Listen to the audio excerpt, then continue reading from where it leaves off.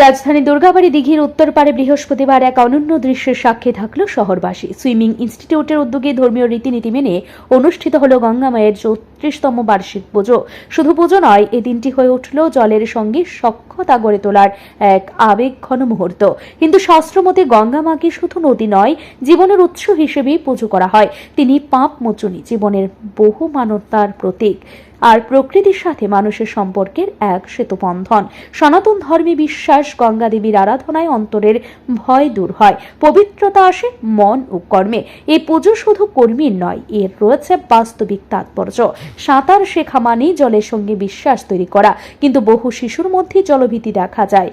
এই ভয় দূর করতে এবং শিক্ষার্থীদের মনের জোর বাড়াতে প্রতি বছর গঙ্গা মায়ের আরাধনার আয়োজন করে সুইমিং ইনস্টিটিউট। সংস্থার এক কর্তা বলেন, গঙ্গা মায়ের কাছে প্রার্থনা করা হয় যেন আমাদের ছাত্রছাত্রীরা নিরাপদে জলে সাঁতার শিখতে পারে। সুইমিং ক্লাবের উদ্যোগে প্রতি বছরের ন্যায় এই বছরও তিথি অনুযায়ী আজকের দিনে আমাদের এই পূজার আয়োজন। বিশেষ করে এখানে যারা শিক্ষার্থী আছেন তারা ভালো করে শিক্ষা গ্রহণ করে সাঁতার শিখে শুধু রাজ্যভিত্তিক প্রতিযোগিতা এবং রাজ্যের বাইরেও তারা অংশগ্রহণ করে।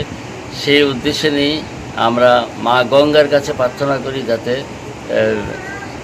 সমস্ত যারা সাঁতারু এবং সবাই যাতে জলের যে ভীতি সেটা কাটিয়ে যেন উঠতে পারে এবং সুস্থ সবল যেন তারা থাকে, সেই উদ্দেশ্যে আমরা গঙ্গা মায়ের কাছে প্রার্থনা করি।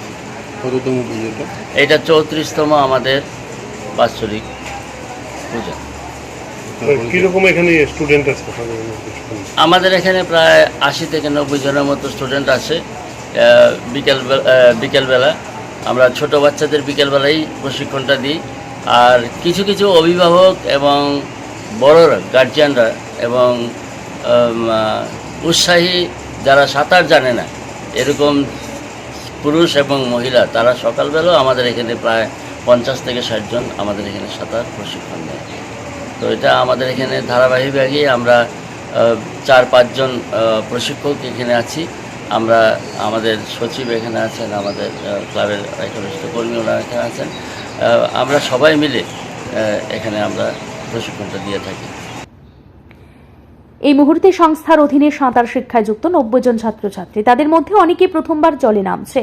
পুজোর মাধ্যমে শুধু ঈশ্বরের আশীর্বাদ নয়, এক ধরনের মানসিক শক্তি ও সাহসও পায় তারা। পুজোকে কেন্দ্র করে ইনস্টিটিউটের শিক্ষার্থী, অভিভাবক এবং প্রশিক্ষকদের মধ্যে ছিল বিশেষ উদ্দীপনা। পুজোর পাশাপাশি চলে প্রসাদ বিতরণ ও ছোট আকারে সাংস্কৃতিক আয়োজনও। আজকের দিনে যখন শিশুদের মানসিক শক্তি ও আত্মবিশ্বাস বাড়ানো অত্যন্ত প্রয়োজন, তখন সুইমিং ইনস্টিটিউটের এই গঙ্গা পুজো হয়ে উঠেছে ধর্মীয় আবেগ, নিরাপত্তার বার্তা ও প্রশিক্ষণের এক সম্মিলিত রূপ। গঙ্গা মায়ের আরাধনায় যেমন আছে বিশ্বাস, তেমনি আছে বাস্তবতা, জলের প্রতি শ্রদ্ধা রেখে তাকে জয় করার শিক্ষা। ব্যুরো রিপোর্ট, ঋদ্ধি নেটওয়ার্ক।